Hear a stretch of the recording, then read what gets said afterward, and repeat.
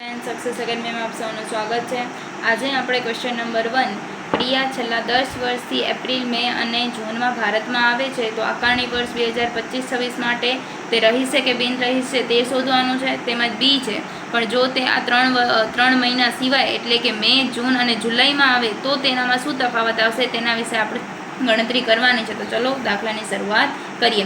સૌપ્રથમ આકારણી વર્ષ કયું કહેવાય?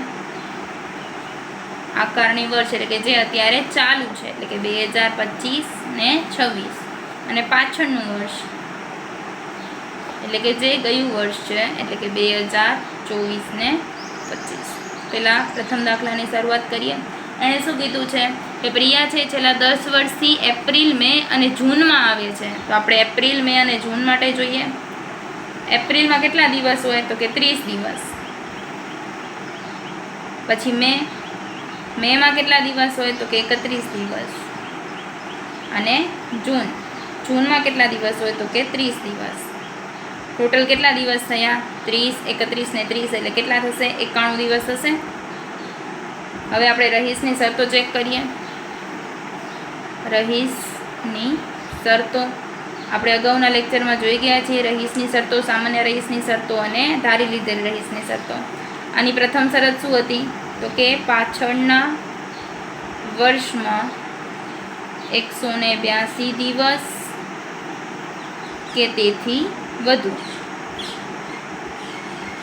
હવે પાછળના વર્ષમાં 182 દિવસ એટલે પાછળના વર્ષમાં આના કેટલા દિવસ થાય તો કે 91 દિવસ। અહીંયા આપણે દિવસો લખી નાખીએ। અહીંયા 91 દિવસ થાય છે તો આ શરત લાગુ પડે છે તો કે ના, નથી પડતી આ શરત લાગુ। અથવા બીજી કઈ શરત હતી આના ઓરમાં? બીજી એક શરત હતી તો કે પાછળના વર્ષમાં 60 દિવસ કે તેથી વધુ અને એના સાથે જ છે કે તેના અગાઉના 4 વર્ષમાં 365 દિવસ। હવે તો તેના પાછળના વર્ષમાં 60 દિવસ તો તે તો આપણા પાસે છે જ 91 દિવસ છે એટલે 60 દિવસ તો થાય જ છે તો કે હા એ થાય છે। હવે તેના પણ અગાઉના 4 વર્ષમાં 365 દિવસ તો 365 દિવસ માટે તો આપણને કાંઈ ગણતરી આપેલી જ નથી પણ આપણે જોઈએ તો જો એક વર્ષમાં 91 દિવસ આવતો હોય તો 4 વર્ષ એ આવશે તો કેટલા થશે તો કે 91 ગુણ્યા 4 તો 364 દિવસ થાય છે।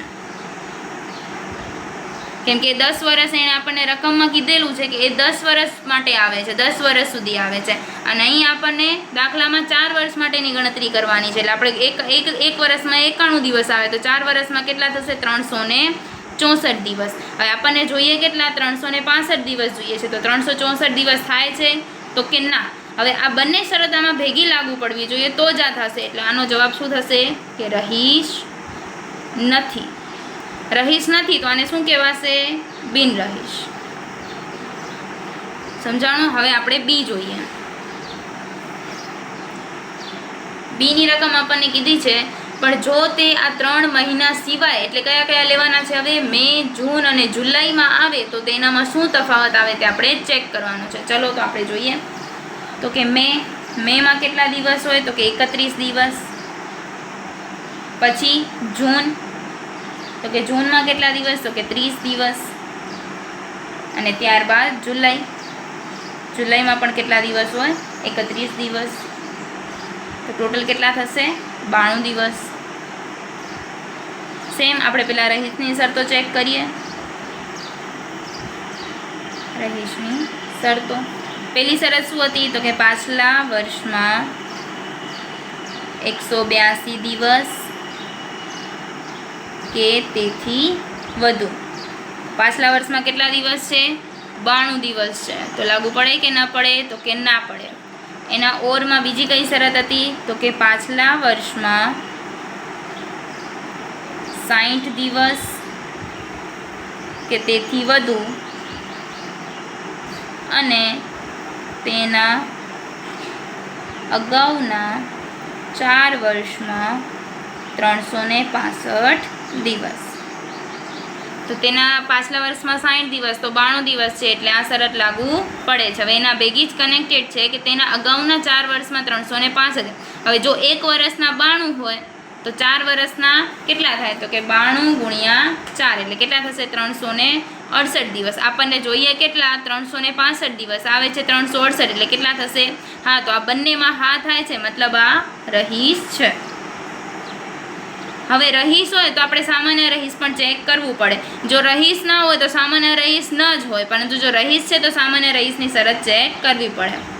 સામાન્ય રહીશ એની શરત શું હતી? તો કે પાછલા વર્ષથી અગાઉના 7 વર્ષમાં કેટલા દિવસ થવા જોઈએ? 730 દિવસ કે તેથી વધુ.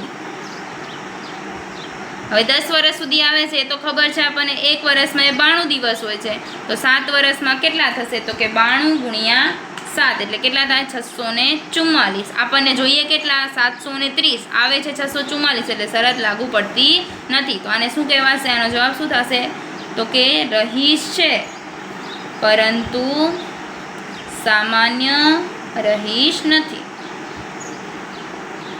આખો દાખલો તમે જોઈ શકો છો.